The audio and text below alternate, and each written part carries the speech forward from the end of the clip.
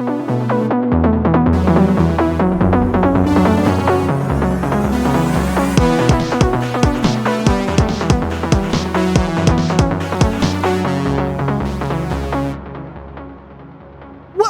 to the Devilfruit podcast. My name's Joe. I'm Ethan. And today we have a nice little gift, a nice little look inside Ethan's heart. Yeah, this is a special episode. Unique. We haven't done one like this before. I don't know if we'll do one again. But here we are because a little special thing has happened in all of our lives. Yeah? I'm sure you've seen it or heard about it. Oh. But we all know the shonen show One Piece, and it has just hit its 1000th episode in the anime. That's 1 and 3 zeros. Can you believe it? It's actually ridiculous. So we're 2/3 of the way now. What? Wait, what? They're going to 1500. They know how many episodes? The creator has said, which makes sense with the timeline of where they're at right now. That is nuts. The creator is like, okay, final episode is going to be 1500. Last I've been told that is the case, yeah. And I could be wrong about that, but that would make sense for them to reach the One Piece. That is nuts. Okay. All right. Okay. Continue. So this show has been special to me for a very long time, and I just wanted to kind of come in and gush about it for just a few minutes. Let me tell you why. So this show came to the U.S. So it started in like 1999 Japan. It came to the U.S. in 2004. So it's been around for a long time. It was my third anime I've ever watched. And it was also my third shonen. So I'd watched Dragon Ball. Well, I guess Dragon Ball Z, Naruto. And then I started One Piece when I took a year off of college. Okay. So I did my first year of college. I took a year off. So just so you can kind of get in the same mind space of where I was at the time, I had decided what I was doing was not for me. Dropped out of school. I finished my first year, dropped out. Started working 3 jobs. I worked at a fast food restaurant. I was doing IT, and I was working at a hotel. This sounds perfect for One Piece. As a front desk guy. Hell yeah.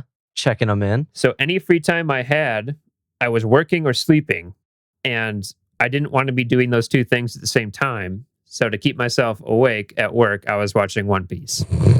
Wow. And I picked it up because my roommate from college we'd watched Naruto together pretty often. So he told me, you got to check out this show. It's about this goofy pirate boy who goes on adventures. And I was like, that sounds ridiculous. I'll never watch it. But working like 18-hour days every day will do something weird to your brain where you're just like, I just need something to stimulate my brain right now. So yeah. I'm in this dark IT building, working the night shift. It's late. I am working a job. I have this dream of going to film school out west, leaving where I'm at. And the show starts with Luffy with a big dream, wanting to leave where he's at, getting on a little boat with everything he has. And months after, I was filling my car with everything that I had, which was not a whole lot. That is so cool. I just always assumed that you watched One Piece like a long time ago, like as a kid. I didn't know that you've picked it up at like the prime parallel portion of your life. Yeah. Unbeknownst to me, it was cool. A perfect match. That's so cool. Okay. So Luffy has always been a really special character to me because of that. Like I related to him incredibly hard, even through like the really important friends that I made in school and stuff. Like he was picking up friends in the show as I was watching it, and like everything was very parallel. Yeah. Obviously now, you know, I have new dreams that have replaced that dream as I've accomplished them along the way. But One Piece really just like has always been special because of that. And I think also special in the kind of the space that it fills in the shonen sector of anime, which is a show that has such an overarching story.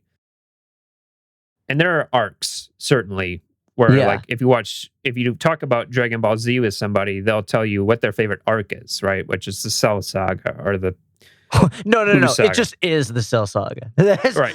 Everybody, what's your favorite one? It's the Cell Saga. Or yeah, or the Tournament of Power recently. But Sure, anyway, sure. with One Piece, it's really similar, except instead of a saga, it's what island were they on, right? Mm-hmm. Because they stop at all these different islands along the way. The threats keep getting bigger and bigger. And Luffy is the main character of One Piece. I don't think there's any arguing that. But there's also these huge chunks of the show where the group will break off and these people will go do this and we'll focus on 4 or 5 of the crew or side characters for like could be up to 100 episodes. And they're not scared to do that and like just commit to this weirdly drawn samurai man. Or like recently they brought in a woman named Carrot who is a bunny. Shut up. And they focused on her for all like hundreds of episodes. She was with the crew, and I don't believe there's any plans for her to join the crew, but here she is all the time with them, developing alongside them for her maybe to show up later for like a hey. And I love that the show does that. Where interesting. Their goal is flesh out these characters, introduce new characters that are really interesting, and I think the growth you see with the main characters through that is way more genuine than some other shows where they're like, okay, we have to figure out how now to make this person relevant for a very long time. They're like less, it's not so obvious that it's like, oh, this person is a plot point. Right. It's like this person is their own person. Correct. For me, is the guy who tried to replace Sasuke in Naruto, who is like the guy who drew on scrolls. You remember who I'm talking about?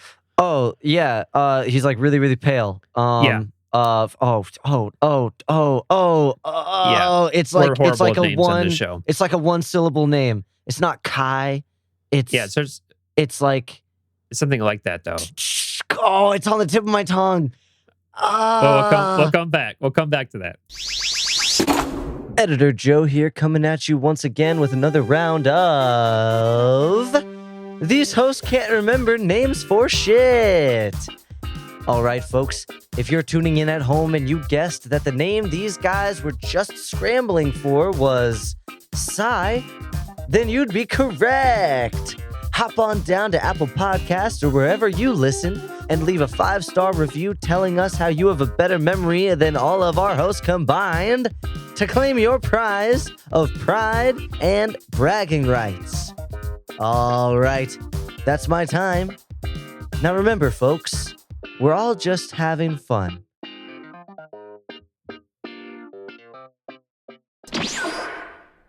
My point being, they introduced him to replace Sasuke. Basically. And they're like 250 episodes later. He's still around. They don't know what the hell to do with this person. And I think that One Piece has had a great management of their characters long term. So real quick, you mentioned the parallel between Luffy starting his adventure and you going off on an adventure of your own and whatnot. And Luffy obviously picks up a lot of friends. He amasses a crew. And I want to know, what crew member are me and Jacob parallels to? Well, Jacob's an easy one. Okay. He's Zoro for sure. Jacob Zoro? Jacob gets Zoro? Fuck! Come on! Damn! Oh, I guess you did meet Jacob first, so he would be the Zoro. Damn it! God! Yeah. Ah. But, okay, all right. And I don't know if you're going to be happy with this. No, Joe. Hit me. Oh, God. I don't know. But I think that more than any other character, you would be Brooks, because you're kind of the heart of the crew. You're very musical. I mean, if we're relating this to how they've been fleshing out the group of sure One Piece, it's very D&D in that you have your warriors and your rangers and your he's like the bard, clerics, and he's the bard of the group. And I think that if you were to be labeled as anything in my D&D life, you'd be my bard, brother. Okay. I can get behind this. His power is very cool, and has only had a few moments to shine. But yeah, man. You're the Soul King. I need to pick up the violin now, dude. I don't know. I like him best with his electric guitar. Oh, I haven't seen this yet. I'm at the part where I've literally only just been introduced to Brooks. Okay.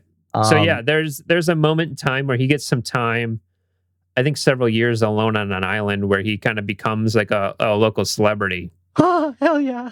And he develops this persona called the Soul King. Beautiful. So you'll get to see that. But yeah, it's very good. Okay. I'm satisfied.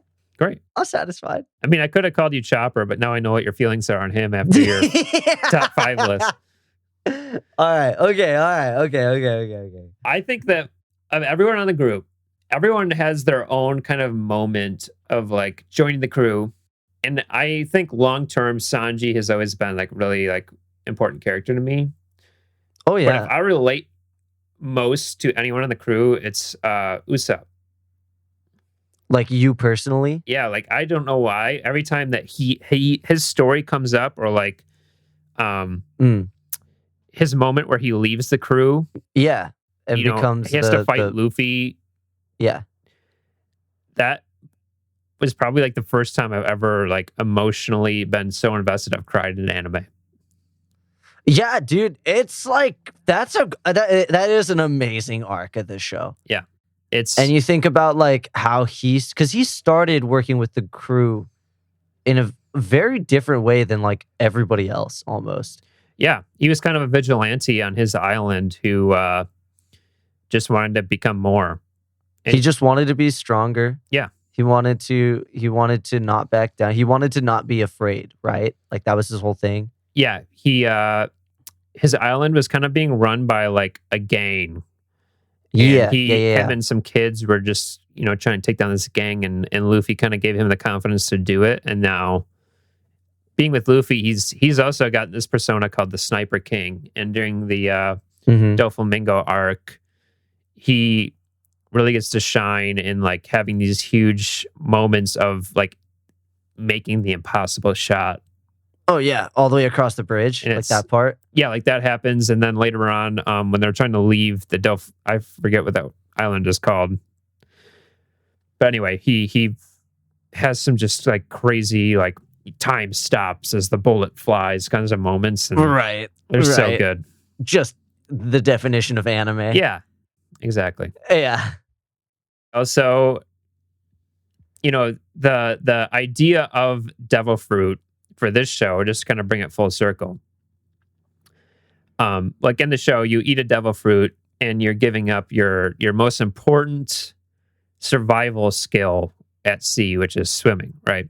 Then you gain some nutso power, like Chopper the reindeer eats a human fruit and becomes a human reindeer. Or like Brooks eats I think his is called like the soul fruit or something, and you can remove his soul from his body. Mm-hmm. Like there's these crazy things. It's not like you just breathe fire. Some of these are like, some of them are bad. Like you. Some like you have to figure out how it's good. Yeah, like Brooks is going to live forever. Mm-hmm. Which is tormenting, and I don't know if that's always a good thing. Yeah, no, like that's what I like about the powers in One Piece. Is it's like it's not always, at least at the beginning, obvious how it's going to be beneficial. Like it's like Luffy, it's like, oh, he's got a rubber body.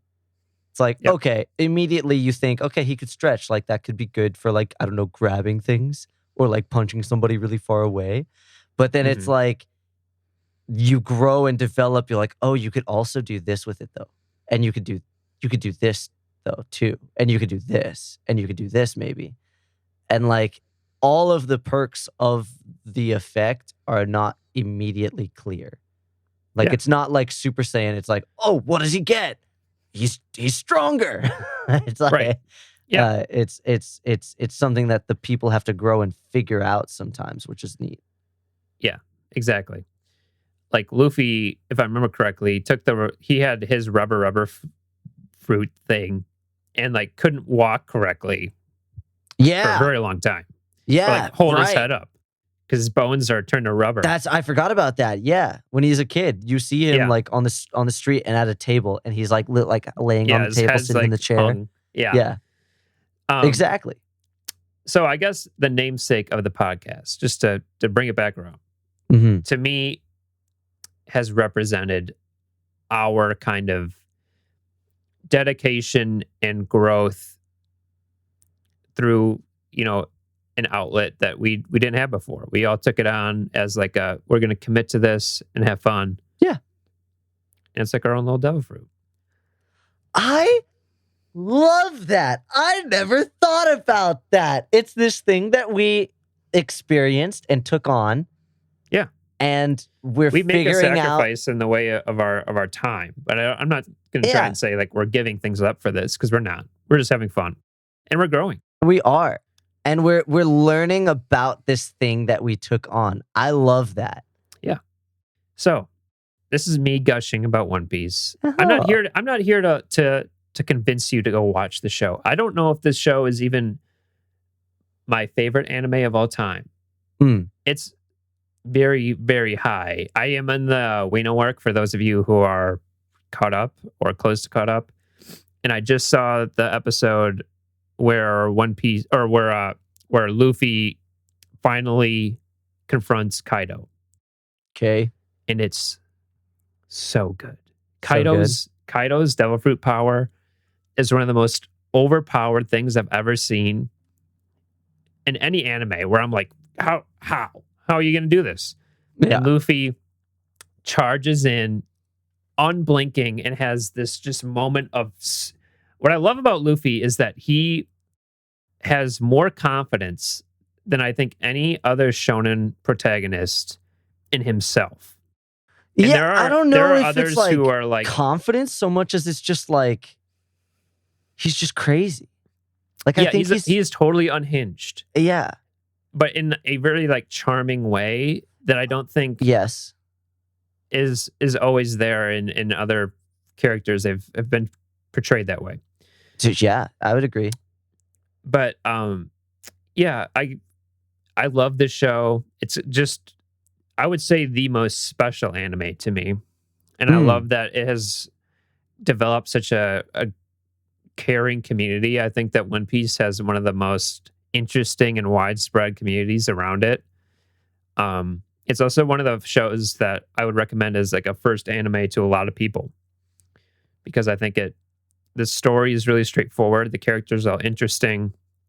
The art style isn't as intimidatingly foreign to some people who might have grown up with cartoons. It has an air, a slight like everything kind of goofy and fun of like Cartoon Network.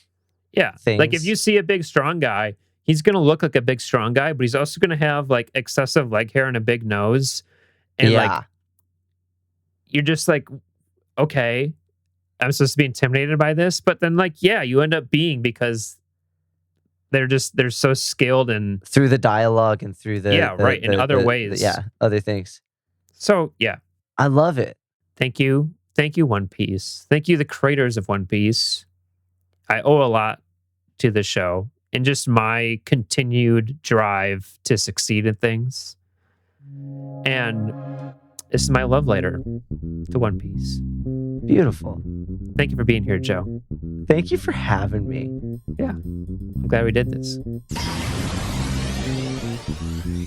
So, if you want to keep up with the Devilfruit Gang and all of our going abouts, head on over to Instagram. Give us a follow over at Devilfruit Core. That is CORP. We are also brand new to TikTok.